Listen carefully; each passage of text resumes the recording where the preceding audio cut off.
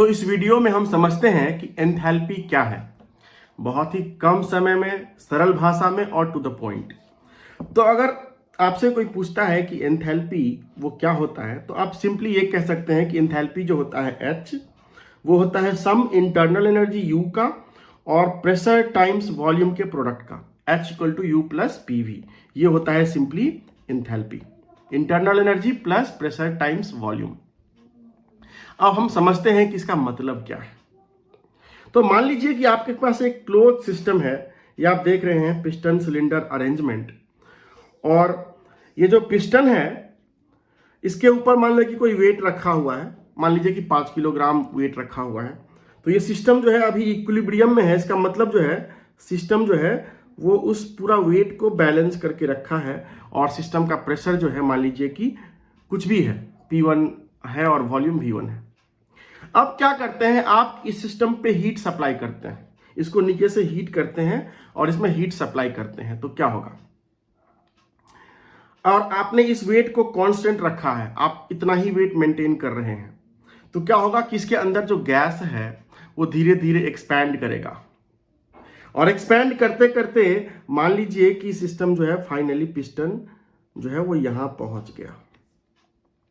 तो system expand किया, और किसके अगेंस्ट एक्सपैंड किया, तो कांस्टेंट वेट के अगेंस्ट, मतलब कांस्टेंट प्रेशर के अगेंस्ट एक्सपैंड किया। जो आपने प्रेशर लगाया था 5 किलोग्राम पिस्टन के ऊपर, उसी के अगेंस्ट धीरे धीरे सिस्टम एक्सपैंड कर जाता है और वहां तक पहुंच जाता है। तो इस केस में कांस्टेंट प्रोसेस में अगर हम फर्स्ट लॉ ऑफ थर्मोडायनामिक्स लगाते हैं, तो फर्स्ट लॉ ऑफ थर्मोडायनामिक्स क्या होता है, फर्स्ट लॉ होता है delta U equal to Q minus W। तो अगर आप ये लगाते हैं तो आप लिख सकते हैं Q equal to delta U plus W। तो फिर से अगर आप W को लिखें इंटीग्रल PdV, क्योंकि यहाँ पे बाउंड्री का एक्सपेंशन हो रहा है और ये हो रहा है ग्रेजुअली क्वाजी स्टैटिक मैनर में, तो ये 1 से 2 आप इसको इंटीग्रेट कर दिए, PdV इंटीग्रेट फ्रॉम 1 to 2, और सिस्टम चूंकि कांस्टेंट प्रेशर पे है तो आप इसको फिर से लिख सकते हैं कि Q equal to delta U के जगह पे आप लिख रहे हैं U2 माइनस U1 प्लस, और चूंकि प्रेशर कांस्टेंट है तो प्रेशर को बाहर कर लीजिए इंटीग्रेशन से, और फिर dV को इंटीग्रेट कर दीजिए आप 1 से लेके 2 तक, तो ये क्या हो जाएगा P into V2 minus V1। तो आप फिर से क्या कीजिए कि U2 को और PV2 को एक साथ कर लीजिए, और आपको पता है कि ये मान लीजिए स्टेट 1 था इनिशियली और ये फाइनल स्टेट 2 था, तो P1 जो है वो P2 के बराबर है, क्योंकि ये कांस्टेंट प्रेशर प्रोसेस में है, और दोनों जो है वो P के बराबर है।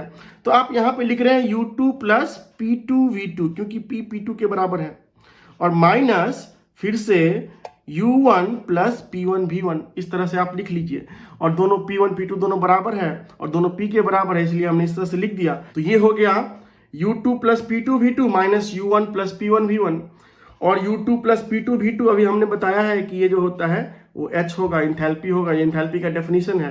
तो ये हो गया H2 minus H1 that is delta H। तो आप क्या देख रहे हैं कि किसी भी क्लोज सिस्टम में अगर आप कांस्टेंट प्रेशर पे हीट ट्रांसफर करते हैं, तो जो हीट ट्रांसफर होता है वो होता है equal to change in enthalpy. तो इसी से डेफिनेशन आता है एंथैल्पी का। तो एंथैल्पी का जो डेफिनेशन है वो ये है कि amount of energy with in the system which is available for conversion into heat is called enthalpy. ये वो एनर्जी है सिस्टम के अंदर स्टोर जिसको आप हीट में कन्वर्ट कर सकते हैं। अगर आपने हीट को एंथैल्पी में कन्वर्ट किया तो एंथैल्पी को भी हीट में कन्वर्ट कर सकते हैं। तो किसी भी क्लोज सिस्टम में वो पूरा एनर्जी जो हीट ट्रांसफर के लिए, हीट में कन्वर्जन के लिए अवेलेबल है, उस एनर्जी को हम कहते हैं एंथैल्पी। तो ये था उसका कॉन्सेप्ट। अगर आपको ये वीडियो समझ में आया तो please subscribe to this channel and also share with your friends. Thank you.